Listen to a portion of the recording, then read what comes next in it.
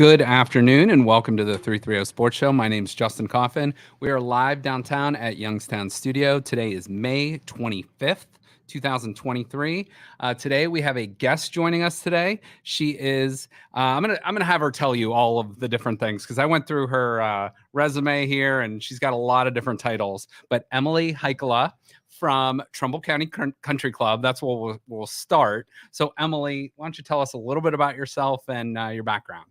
So I grew up in the area. I'm originally from Vienna. I started working at Trumbull. This is my second year. So I've only been there about a year and a half. Basically, I'm one of our assistant professionals. I do day-to-day golf operations, lessons, regripping clubs, club repair, just about anything and everything under the sun.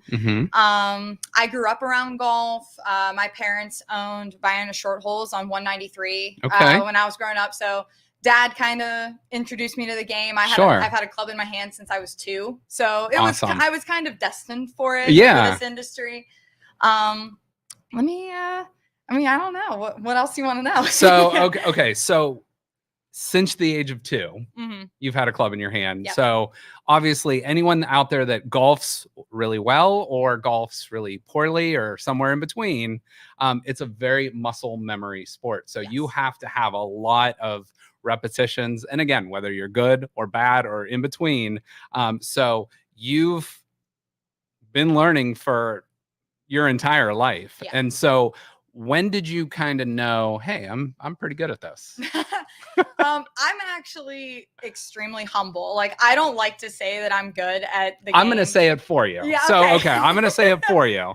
So you can be as humble as you want, but I will say, as a very good golfer, when did you realize, hey, maybe I could do something with this? So I realized I wanted to play in college, probably about my sophomore year of high school. But at the time, I wasn't shooting great scores. Like, I was like maybe lucky to get into the high 70s at that age. I think I shot my personal best of a 76 my senior year of high school, and that was the best I'd ever done. So I wasn't any kind of all-star in high school. Like, I was just kind of like your average, could get in the 30s every once in a while. Ended up going and playing Division II golf. Freshman and sophomore year, I did okay. It wasn't until my junior year where I finally found this stride, and I shot 3 under at a tournament. Then I shot 2 under at a tournament. Then I shot even at a tournament. Like, all of a sudden, it just clicked with me. Yeah. And then I thought, you know what? I could go somewhere with this. But it was also in my sophomore year of college. So I actually I was a forensic science major when I went into college originally. Okay. I went to Trumbull Career and Tech Center for their biotechnology program. I was super set on the sciences, wanted to keep going with that. Got into my sophomore year, my fall of sophomore year, and I realized I cannot do this with my life. So I'm like, panicking, I'm already almost halfway through my college career. What do I do? I'm like, you know what? I've known golf my whole life. I'm just going to go into the golf industry. No ambitions to play professionally, just ambitions to work. Sure. And then in my junior year of college, that was when I was like, you know what? I could probably play and do something with this. Sure. Okay. All right. Very nice. So what do you think it was? You said in between your sophomore and junior year of college, it kind of clicked for you? I would say probably after fall season of my junior year of college is when it clicked with me, where I was like, okay, I could actually do this. And I actually had a conversation with one of my best friends who I went to college with. And she was like, because she is also playing professionally. And she said, you can do it. She said, you just have to, do it and commit to it. So. Okay. Was there, and I don't know if there's an exact moment in time, but was there a round or a shot or a practice round or something that you were like, now I got it? You know what I mean? Or was it just like the sum of everything? There was a moment. So I remember it was our very first tournament my junior year in the fall. It was like our first tournament of the year. And I had a conversation with the one girl on our team who she was a senior at the time. And I was like, I'm so sick of, not shooting under par. I hadn't even shot even par at the time. Like, I was like, getting a couple 4 overs, 5 over. Like, I was like not breaking the boundary that I needed to break. Right. And I had a conversation with her and I was like, I'm just so sick and tired of not being able to do this. I work so hard. And she's like, it's going to come. Just go. Next tournament, I shot 2 under par. And it was like, and I was like, okay, like I can do this. Next tournament, I shot 3 under par. And I'm like, okay, this is seriously something I can do. And then from there on, I have yet to do better than 3 under. I've never shot better than 3 under. I've come close a couple times, but not quite. But that was probably the moment where I was like, okay, I'm actually like pretty good at this game. Yeah. Like I can make something of this. Okay. Very nice. So with your role now too at Trumbull, you're also a PGA Junior League coach. And what is a tailor-made staff pro? What does that mean? So we are able to basically become staff members under certain club and golf companies. So Titleist does it. As you're wearing. As I'm wearing. Yes, I'm wearing a tailor-made hat, as I should. But most club companies do. And basically all it is I am just told when I play, I have to use tailor-made clubs, tailor-made balls, wear a tailor-made hat. Some companies are stricter on clothing that you can wear and they limit it. TaylorMade is not very strict. They said you can basically wear whatever you want.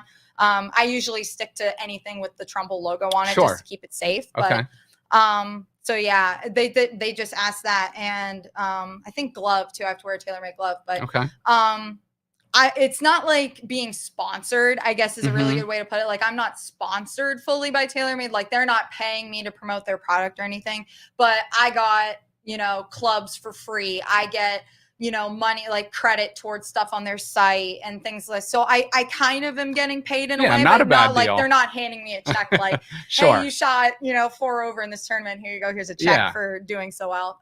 The only time that I think I can get money for that is if I play in like a really big tournament, like say I make it into the Women's US Open or something, and I do really well. I think I'll get something for that. Okay. Very good. So sports management and chemistry, like you said, that's a very interesting dynamic there. Like my background in college was education and psychology. They kind of generally go together. So tell us how chemistry and sports management work for you. So like I said, I was a forensic science major.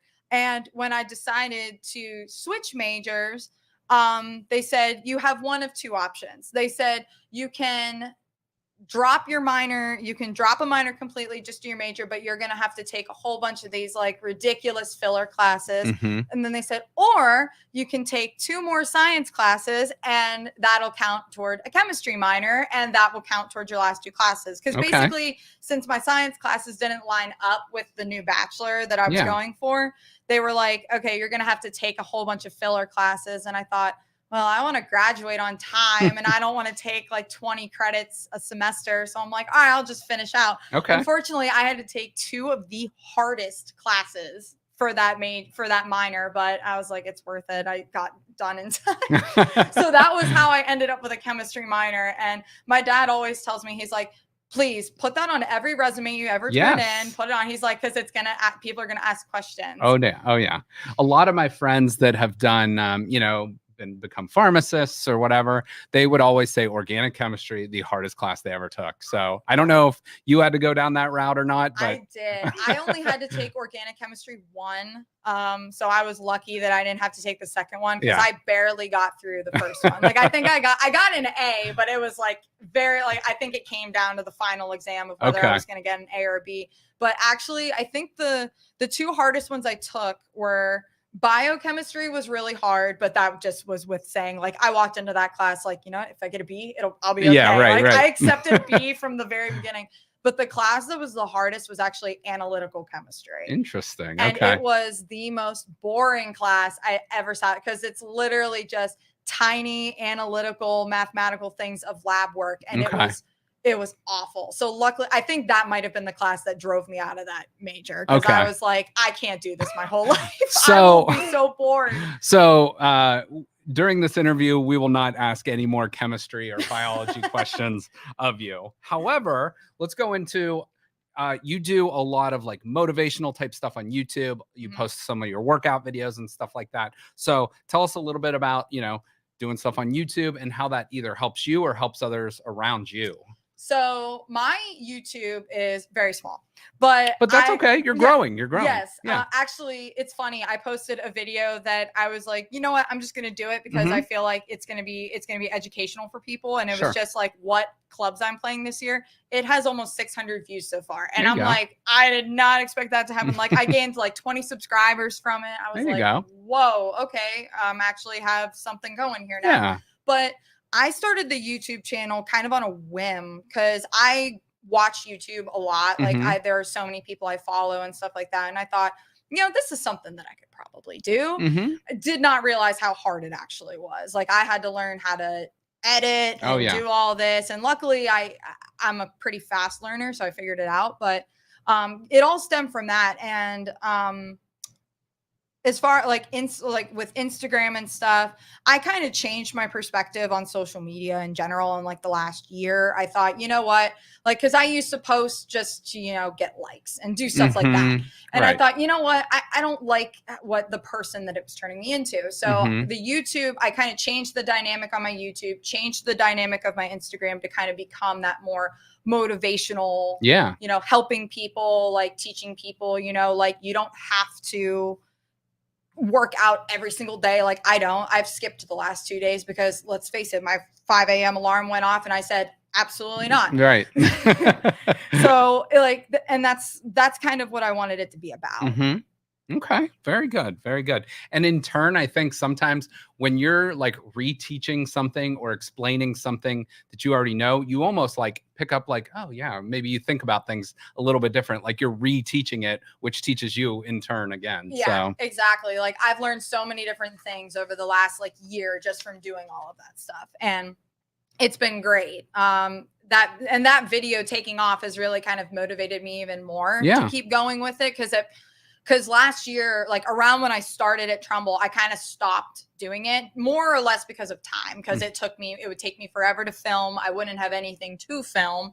And that kind of got me down because it kind of made me think like, man, my life is nothing but home and work. Like I have nothing to show.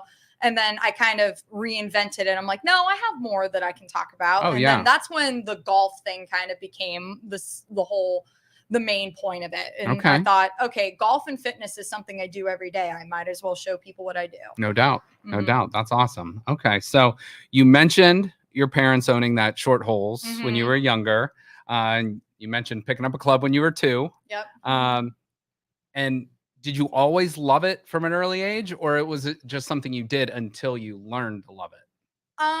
My dad might disagree with when I say this, but I have felt that I've always loved it. I have to say, I kind of regret how I treated golf growing up because I did not practice a whole lot. Like I was very adamant about not practicing. And it wasn't because I didn't like it. It was more because I just felt that there were things more important than it. Sure. But now looking back, I wish I would have listened to my dad and practiced more because but I mean, I am where I am now because of it. But, I mean, I have always loved golf and I love it even more now than when I was growing up. And the part that kind of, drove me away from golf was actually college. Like, interesting. So I became like a completely different person at college, and I still loved golf, but part of me just was like ready to hang my clubs up and never look at them again at the end of it. Cause I was so, when COVID hit, it kind of was hard. And then, but I was so stressed and overwhelmed and was in an environment that I just did not like, but I kind of stayed for the benefit of other people instead of the benefit for myself. I was so ready to hang up my clubs after. And then I kind of just, took a break from it for a little bit, still practiced every once in a while. It was finding the job in golf that made me love golf again and get back into it. And now playing professionally, I love it even more because I now realize I'm not playing for anybody else's benefit or success. I'm playing for me, and I have found so much more fun in it. My dad caddies for me, so it's like it's a family outing now for me. That's really cool. I love going into a tournament like, I'm either going to walk away in first place or I'm going to walk away the same person I was when I walked on the golf course. So awesome. It's not going to make any difference to my life, and I kind of just live by that now. Like I just went through a phase where my golf scores were defining me, and And that was just something I had to break. Yeah. I think that's great advice for athletes of any sport. It's like, don't let who you are define you. You go out and be you, and literally sometimes you just have to live with the results. Sometimes it's not going to be your greatest score, your greatest round, or your greatest game, or whatever it might be. But, at the end of the day, if you're doing everything you can to make yourself better, you go out and you do what you do. Yeah, absolutely. I think looking back on my college experience, because I still loved college. Like, it was great. Like, I enjoyed, the atmosphere. I miss it every once in a while. I don't miss school really a whole lot, but I miss college. Not those chemistry classes? No, I do not miss those at all. I don't even miss my business classes. Okay. But yeah, it does kind of stink that did happen, because it kind of does tarnish how good college is. Because I see, all these people have such great college experiences, and I'm like, mine wasn't really like that though. And it kind of stinks that mine wasn't like that. But I definitely learned something from it. And now I'm like a huge advocate for athletes and their mental health, and like helping people. Like, listen, if you're in an environment that you don't like, it's okay to leave it. Like, you're allowed to do some things for yourself, instead of, no matter what people think of you on the outside, like, whatever you do for you is the most important. Great advice, especially this month. This is Mental Wellness Awareness Month. And, we've had psychologists and professionals on this show before, and, they pretty much said the same thing as you. You have to, especially do what's best for you, because if you're trying to make everyone else happy and do this and that for everyone else, you're just going to make yourself miserable at the end of the day too. Yeah, absolutely. So that's great advice. And so what is it like with your dad caddying for you? Is that a awesome experience? Is it sometimes frustrating? Is it a little bit of both?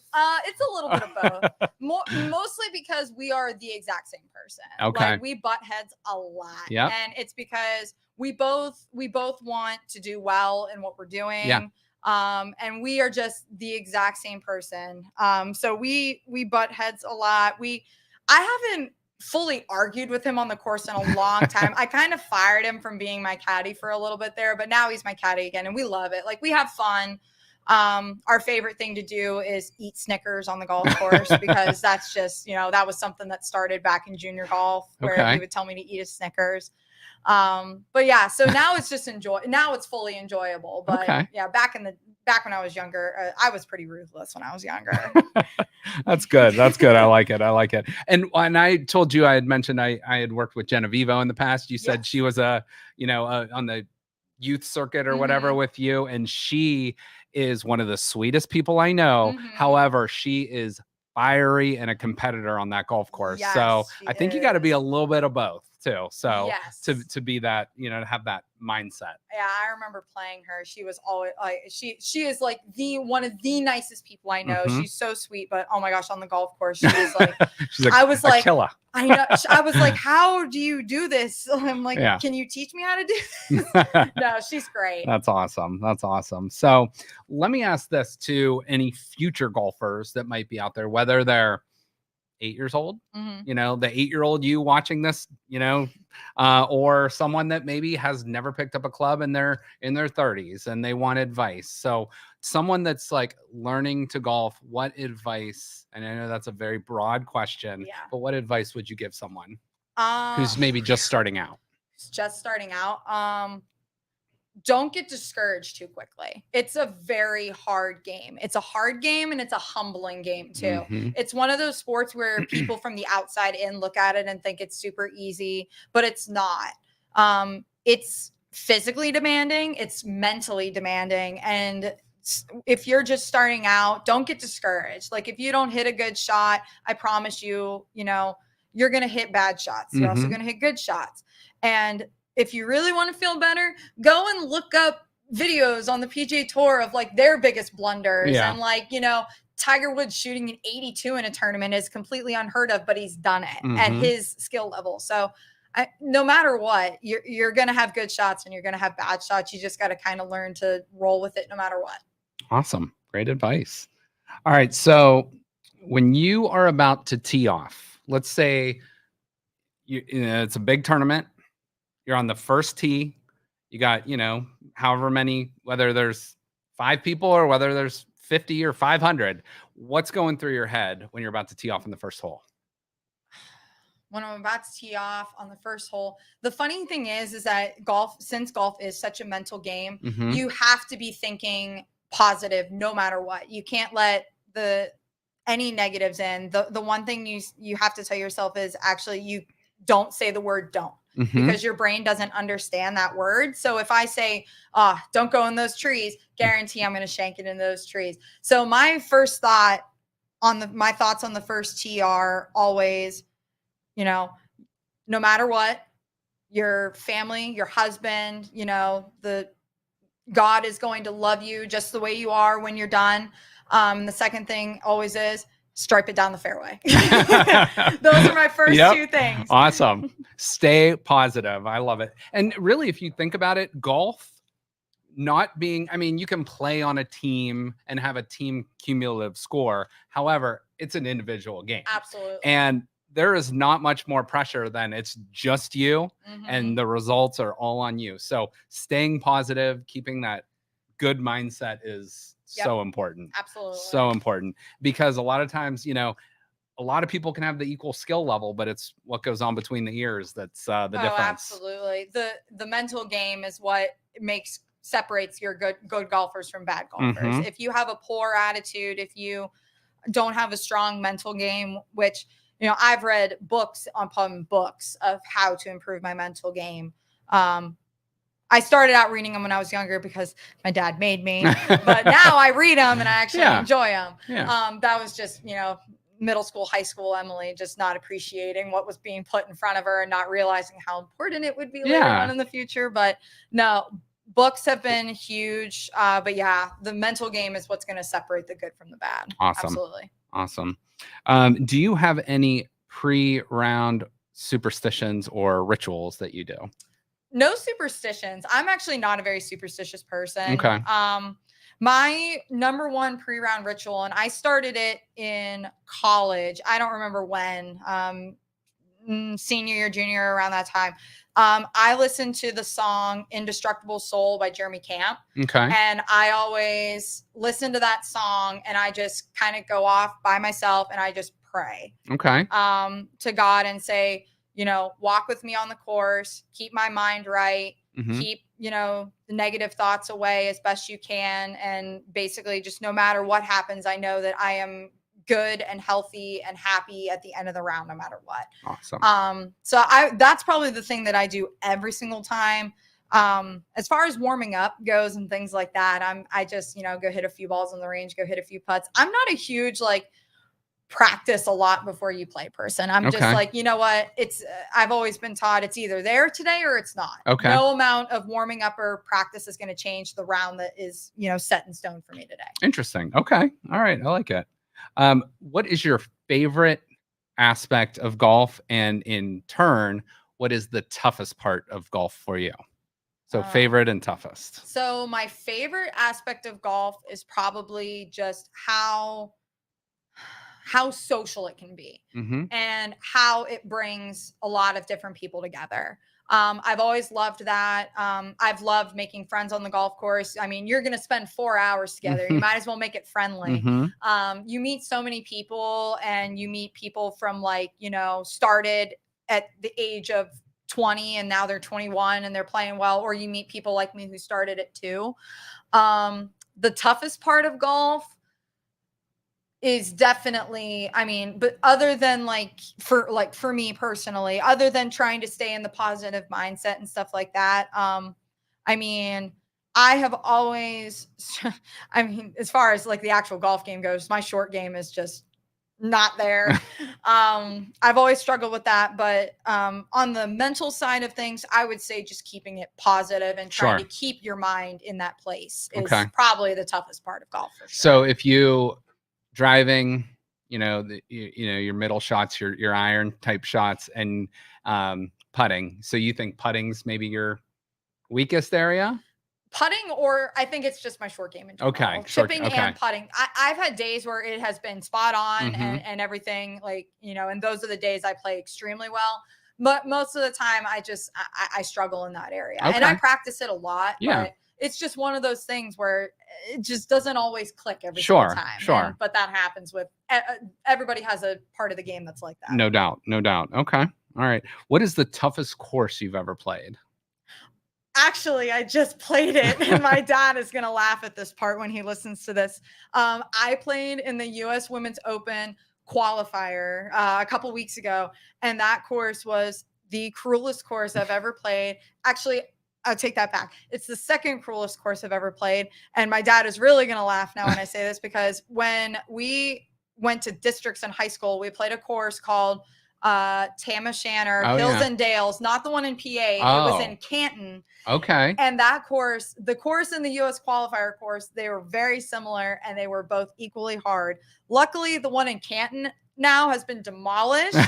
So I'm not saying I put that into existence, but maybe the other country club it'll be put into existence. But yeah, that club I just played was easily the hardest course, one of the hardest courses I've ever played. Okay. And like, I'm not the kind of person. I remember having a conversation in my car or in the car with my dad on the way home. I was like, I am not the one to complain about course conditions. Everybody plays them and stuff like that. But I looked at my dad. I'm like, that course was hard. And my dad was like, oh, I was mentally gone after 9 holes. Like how hard it was. And oh my, and it was 36 holes in one day. Oh, wow. So if you can imagine, so after 9 holes, we're already mentally and you're exhausted. Walking all of those. Oh yeah. We're walking, we're pushing a car, and it was hilly. Like I'm talking, Mount Everest hills. So that was a rough one. Okay. And that was also my first competitive tournament that I played since this past September. Okay. So I was going into it like, didn't have a whole lot of time to practice. Weather in Ohio is what it is. So I have put that course on my shun list, and I will never be stepping foot there again. Okay. Nothing against the course. The course was beautiful. It was, challenging and all that, but will I ever play competitively there again? Probably not. Okay. Yeah, but it was just a course you had to play before you compete there. And that's all. And that was all it was. Okay. Now, you had mentioned the weather in Ohio where, but you get days like today, it's perfect. And sorry to drag you in studio on a perfect golf day. No, you're but good. What are the worst weather conditions for a golfer? Is it wind? Is it rain? Is it all of the above? What is it? I think the consensus is, and I personally think that rain is the worst. Okay. Just because there is so much that goes with rain. You have to wear a rain suit. You have to keep your towels dry. You have to dry your grips off. You have to worry about an umbrella. If it's windy, you have to worry about the umbrella blowing your bag over. It adds like so much stress, and you're like trying to keep everything dry. You have like 50 layers on because you're trying to keep yourself dry. You have to wear rain gloves. Like it's intense playing in the rain. So are there different gloves than just your typical golf gloves? Yeah, There's actually rain gloves. There are rain gloves. Like a novice like me doesn't even know that. So yeah, there are rain gloves. They're basically a different material than regular gloves. Okay. So regular gloves are the material that they're made of, they're meant to grip the rubber for the grips. Okay. The rain gloves are meant to get wet and do the same thing. Got it. So it's just a little bit of a different material. Okay. Because regular gloves, if they get wet, they can become slick. Sure. Yeah. So I know that all too well. Okay. All right. Outside of Trumbull Country Club, because we're going to put that at the top of your list. Okay. What would be your favorite course you've ever played? Oh gosh. That's a tough one. Because I have a lot of courses I've always really liked, and wow, that's a tough one. We can revisit that if you want to think about it a little bit. We might have to revisit that one. I got to think through my head of all the courses I've played. All right, let me go to this one then. Okay. So, a dream course. Your dream course, if you could pick one. For me, I think most people would say Augusta. Yeah. But I think for me, and now the name's escaping me. Pebble Beach. I think Pebble Beach would probably be my number one, but Augusta, I think I probably have to put number one. Yeah, I was going to say Augusta is probably at the top of my list. I actually got to go to the Masters last year, so I stepped foot. It is just the experience was amazing, but it's just incredible. Like the grass looks like turf. Like can I name drop real quick here? I'm gonna name drop Scott Van Pelt. Do you know who Scott Van Pelt is? He's an ESPN announcer, but anyway, he does the Masters. Yes. And I met him last year at an event. He had told me they keep the ground so pristine. They actually have, you know where the trash cans are? They actually send them underground. So there's not one speck of trash on the course, and then it comes back up. There's all these underground tunnels. Yeah. So that doesn't surprise me. Yeah. I mean, so you've actually been to Augusta National, and it is like, if you ever get the chance to go, go. I've entered the lottery. I've never won. I know. That's how we got it. That's how we won. And we actually won it back in 2020, but because of COVID, they were still splitting it. So we didn't get to go until 2022, which is a good thing because I was in college in 21, so I wouldn't have been able to go. Yeah. But no, if you ever get the chance to go. Because it's like, it's just astounding, and the food is incredible. Yeah, and you can buy like all the food you want for like $15, right? Oh yeah, I think the sandwiches were like $1.50 at most. Like drinks were like $1. Like it was insane. Like, it's not cheap to get in, but once you get in, all you need is a 20, and you get. And the pro shop is extremely expensive. I think they said this past year that the pro shop was going to do like, oh gosh, I wish I could remember. Like, it was in the millions per day. 10 million for the whole week. Wow. Just in pro shop alone. And that wasn't even the women's AM beforehand too. That was just the Masters. They were going to like do like 10 million. And I thought that's insane. But then I remember like people walking out with like 4 bags full of stuff. And I'm like, okay, they easily dropped at least 5 grand. And I know why too, because then you look on eBay or the secondary market and people are reselling that for a markup. But anyway, so Augusta, you think would be your number one then? If I ever got to play Augusta, I think I would have said I made it as a golfer just to, I mean, even stepping foot there was like, okay, I've made it. My bucket list is the top of my bucket list is complete. I can, live my life in peace now. Pebble Beach is definitely up there. Pinehurst is definitely up there. There's a lot of courses. Funny enough, a course I really want to play, and it's right in Ohio, is Highland Meadows, where they play the Dana Open for the LPGA. Okay. I've been there.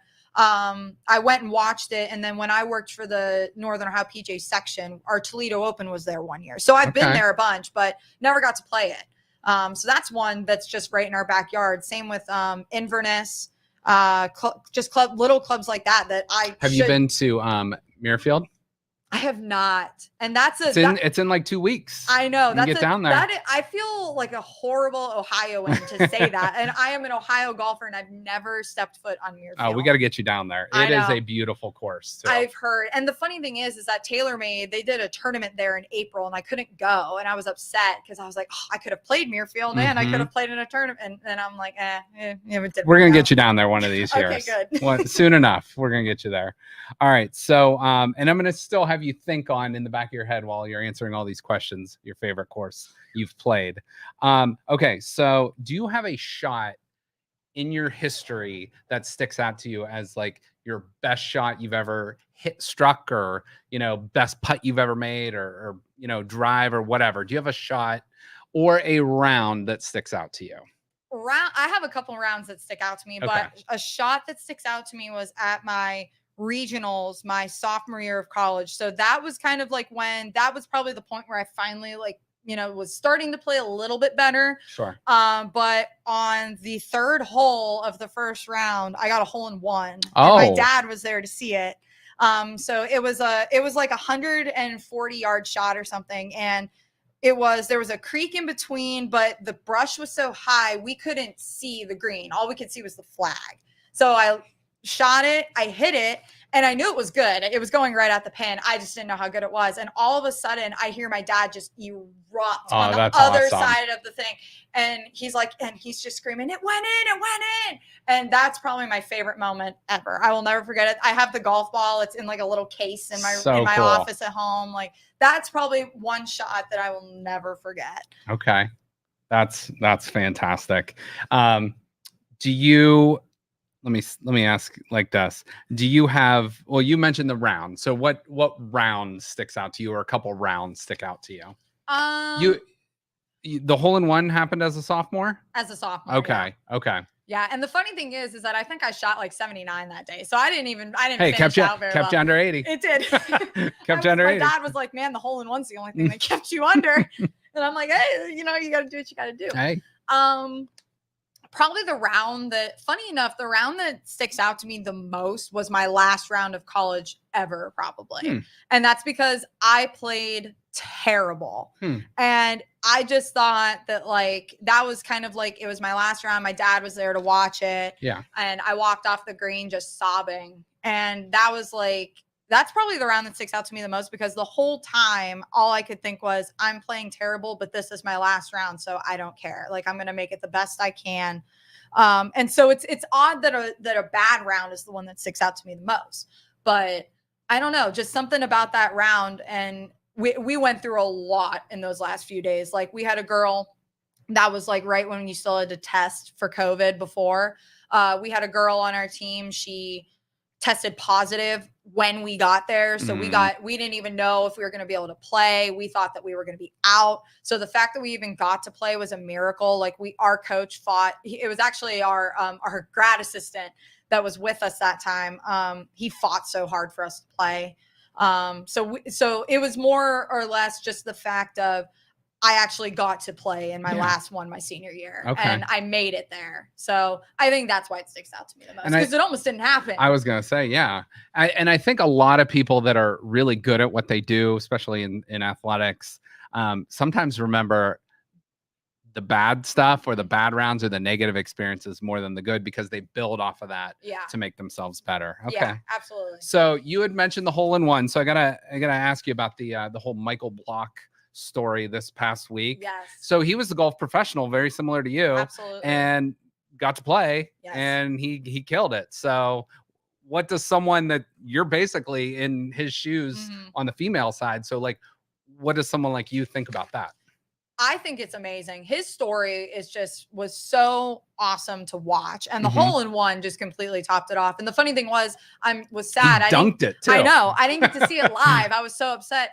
I was actually driving to dinner with my husband, and he was like, I got a text, and I read it on my watch, and all it said was Michael Block just dunked one on hole 15. And I'm like, so as soon as we sat down in the restaurant, I like pulled my phone out. I'm like, I got to watch this. But his story is incredible, because I feel like people sometimes don't see PGA professionals as professional golfers. And some of them aren't. Some of them go into the business and they have no aspiration to play, and that's perfectly fine.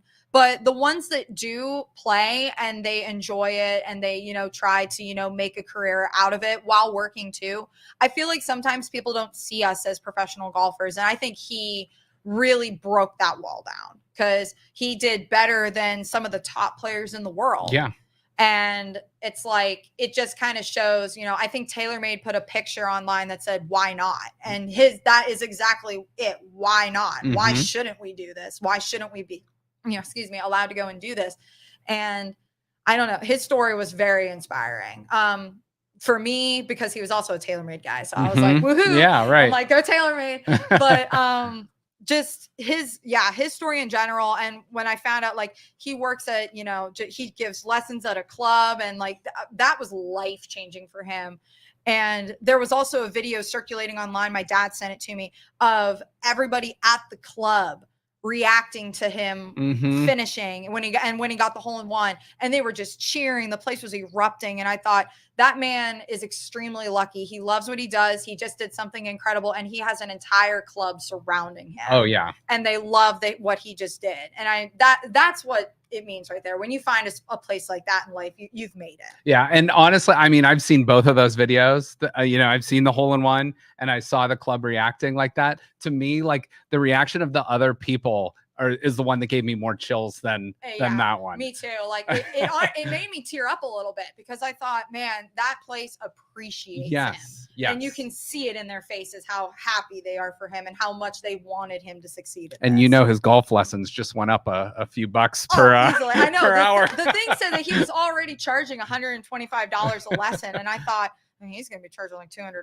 Oh yeah, at least now. Yeah, absolutely. I love it. Okay, so let me ask you this. This is a either or type question. Okay. I'm going to give you a very random hypothetical here. So you're on the 18th hole. You are tied for the lead. Oh goodness gracious. If you make the putt, you force you force extra holes. You force a playoff. Or if you miss the putt, you lose. Okay. Or you sink in a birdie on the 18th, but you finish 10 strokes behind. What would you rather have? So you miss the putt that could have put you in the playoff, or you make the putt, but you finish 10 strokes back. So you're finishing on positive, but you're not as high, but you miss a crucial putt from a very short distance. That's a tough question. I'll tell you why I asked it in a minute. Okay. I have a reason. All right. So it's either I miss a putt to get into a playoff to move on, or I make a putt, but I'm 10 shots back. Yeah. And let's say you finish 10th. I'm finishing 10th. Wow. I would say, oh man, that's a tough question. Let me get it in my head. Yeah.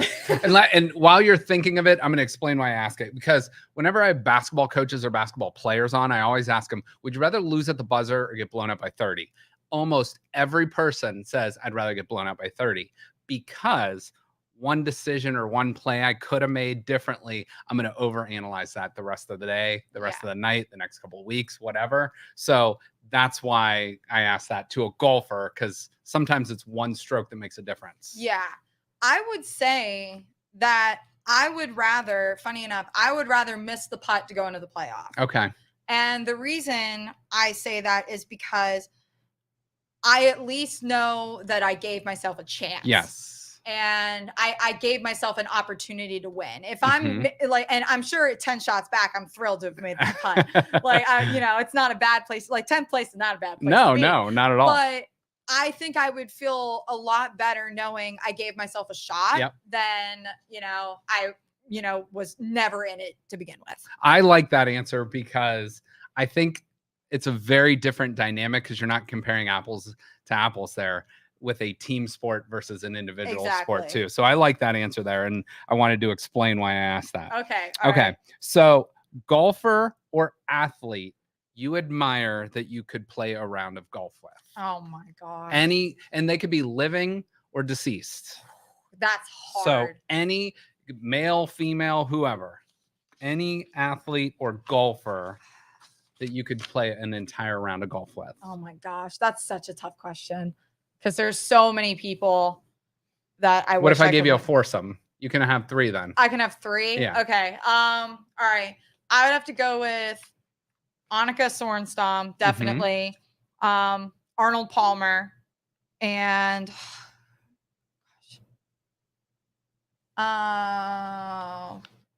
Joel Damon. I'm not familiar with Joel Damon. He is. Did you watch the oh gosh, Full Swing series? It's on Netflix? It's on my queue. I have not seen it yet, though. I highly recommend it. Okay. It is fantastic. His first line in the show was, "Now somebody's got to be 75th in the world. It might as well be me." He is, just the energy of wear bucket hats on the golf course, like take your shirt off if you make a birdie putt. Like that would just, like, his energy would be and it would be an odd dynamic to play with all 4 of them. But all 4 of them or all 3 of them, I guess I should say, would bring just completely different aspects of the game. Like Annika is a superstar. Like I would give anything to meet her. Arnold Palmer, he was, he basically made this game what it is today. And it was on my bucket list to meet him. And when he passed away, I was so sad, because I thought that's just one person that I would have loved to meet.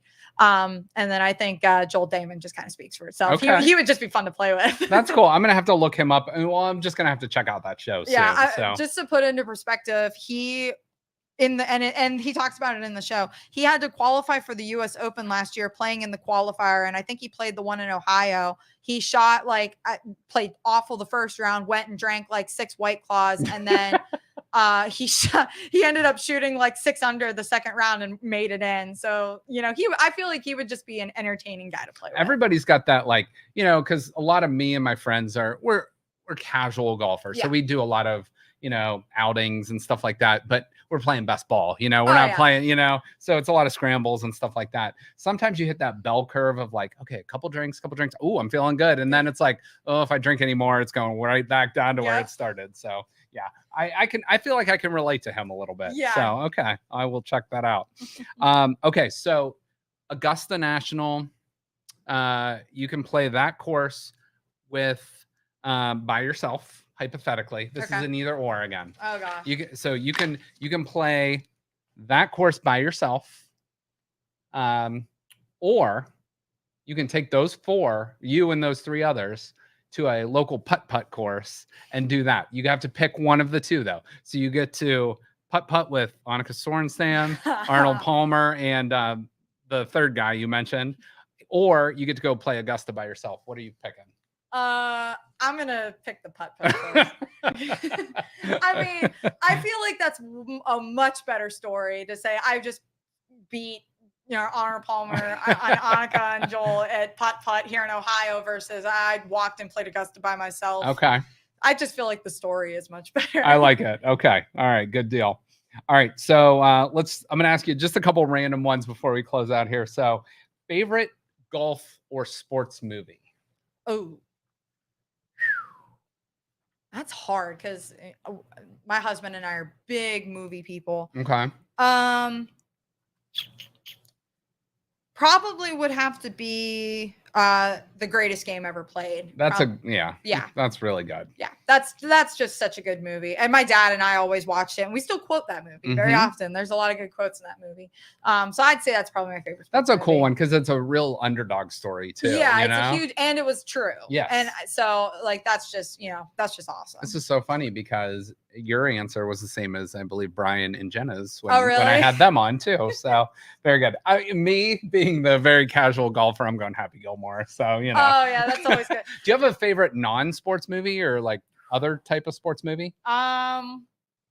Like one that if you had to rewatch a movie like a bunch of times over and over, what are you going with? Oh, that's tough because like I said, we're big movie people in our house. I mean, I'm a nerd at heart. I'm not gonna say no to a good like Harry Potter. Okay. Marathon. When you said nerd, I figured you were going right to the Harry Potter Star route. Wars. Like I'm not gonna say no to that. Okay, that's good. That's good. You had mentioned a song you liked earlier. But if you had to play one song every time you walked up to the first tee, like a bass, how they have a walk-up song for baseball. Yeah. What would your walk-up song to the tee be? That's another tough one because there's a lot of good songs I could think of. There's actually a song by another Christian band that I really like. And it's a goofy song. It's called Happy Dance by Mercy Me. It was actually the song that we walked in, like when they announced us when we got married, that was the song we did it to. And it was it's so upbeat. It's so fun. And I think that would just put me in a good mood before everything. So I'm not going to go for the serious, like look tough as I walk up. I'm going to go for the, let's just have fun. Okay. All right. I like it. All right. So, right now, you mentioned you're kind of an avid reader. You watch a lot of YouTube clips. I don't know if you listen to any podcasts or anything like that. What are you either listening to, watching, or reading right now? So right now I'm reading two different books. I got 2 going at once. One of them is Golf is a Game of Confidence by Bob Rotella. I kind of started that one before the tournament. And then another one I'm reading is called Guidance in the Voice of God. And it's basically just like, it's a book about understanding, God's word and everything that he teaches and how to like interpret it a little bit better. Listening to podcasts, I listen to this a whole bunch of different podcasts. Like my spectrum of podcasts is all over the place from humor to because there's a group of people I watch on YouTube that have one and they have a humor podcast. And I listen to like murder mystery podcasts and like, cold case files and things like that. Okay. But yeah, so I'm kind of all over the board. There's no genre I stick to. That's good. That's the best way to be. Keep it refreshed. I love it. Okay. So tell people that maybe aren't familiar with your either Instagram or YouTube pages where they can follow you, how, get some more likes on those videos and stuff like that. So my YouTube is pretty easy. It's just Emily Heikela. If you type in HEI, it might pop up. But yeah, Emily, when I asked, real quick story, when I asked Emily before, because I never want to pronounce anyone's name So I said, can you spell it for me grammatically? And she's like, just say hi, Killa. Yeah. So it was like, so, it's the easiest but way to spell describe. it HEIKKILA. KKILA. Yep. Yeah. Yeah. Okay. So it's like that. And then my Instagram is just mhikes golf. That's kind of the name that I started doing everything by and things like that. So okay. Awesome. Well, we look forward to you doing great things. If someone wants maybe a lesson or to pick up the game of golf or just some advice and they want to go to Trumbull County Country Club, what can they get a hold of you there? Can they ask your advice? Are you doing lessons or anything like that there? Yeah, absolutely. If anybody's interested in lessons, I do them at Trumbull. So I work through two different things. I do lessons at Trumbull, and I also work for Buster Thomas School of Golf, who you can get lessons through that as well. I'm on two different things. But yeah, if anyone's interested in lessons, you can contact Trumbull Golf Shop. Normally, I'm usually there. If you're interested in, just any lessons, no matter what, whether you want to do them at the club or not, I'll find a way to help you guys out. So, okay. But yeah, no, that's probably the best way to reach me. Or if you guys follow me on Instagram, you can DM me on Instagram if you're in the area. I would love to come and help you guys out. Awesome. Well, I think a lot of you guys know down here too, Joe Danier, who runs our studio, has a behind the scenes show. So hopefully we get out there and we can do one of those shows with you behind the scenes at Trumbull County Country Club. So we look forward to seeing Emily on the course, maybe on the LPGA one day. We'll see. But she's doing great things, and we appreciate you coming in. So thanks, Emily. This was so much fun. Thank you. Absolutely. So hopefully you and your dad are getting along on the golf course, and we expect great things out of you in the future. He's definitely listening. So hi, Dad. Love you. Sorry I'm so tough to deal with on the golf course sometimes. Well, thank you guys all for watching. Enjoy your long weekend if you get one for Memorial Day weekend, and kick off the summer. So everybody have a great day, and we will see you next week. Thank you for listening to this show on Youngstown Studio. If you like our programming, we invite you to subscribe to our YouTube channel, follow our Facebook page, or subscribe to your favorite podcast platform like iTunes or Spotify. This is original Youngstown